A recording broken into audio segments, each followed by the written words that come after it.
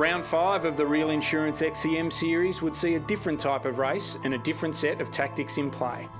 The Wollombi Wild Ride differs from other races in the series in that the course is entirely fast fire roads or groomed dirt road. Peloton-style tactics and drafting all important for the 75-kilometre journey that starts and finishes in the historic Hunter Valley town of Wollombi.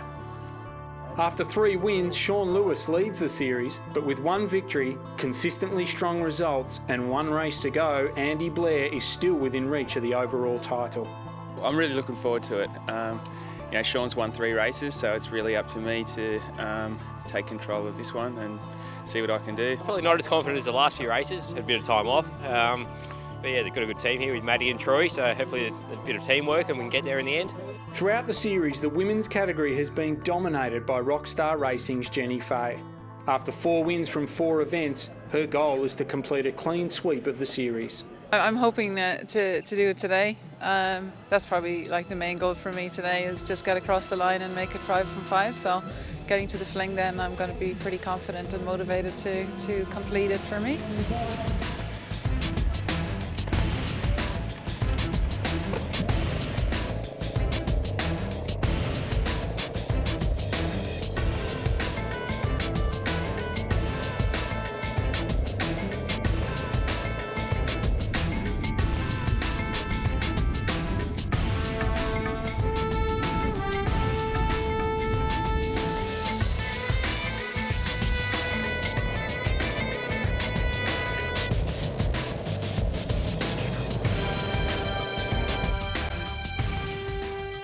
The opening attack came on the climb up to the King of the Mountains point, just 8 kilometres into the race.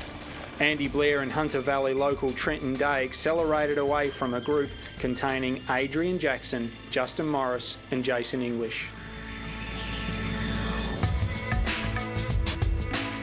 Day taking the points for the climb, followed by Blair. And importantly, the pair put over 30 seconds into the chasing group.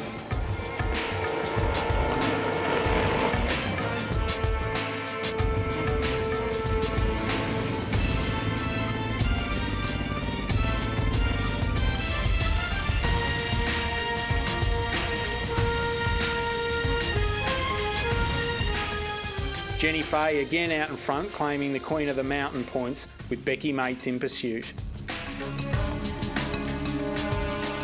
While the riding isn't technical, the constantly undulating terrain and high pace makes for a tough course with little respite.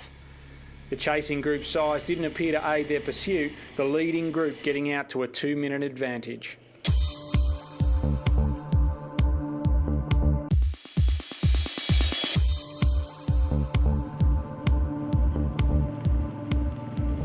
At the turnaround for the return leg, the breakaway still had a substantial lead, and with the chasing group not making serious inroads, 3 riders broke from the large group to give chase. Troy Glennon, James Downing and 24-hour solo world champion Jason English.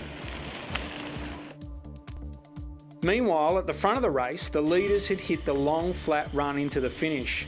Fatigue and a slight headwind proving to be too much for Trenton Day as Blair hit full gas.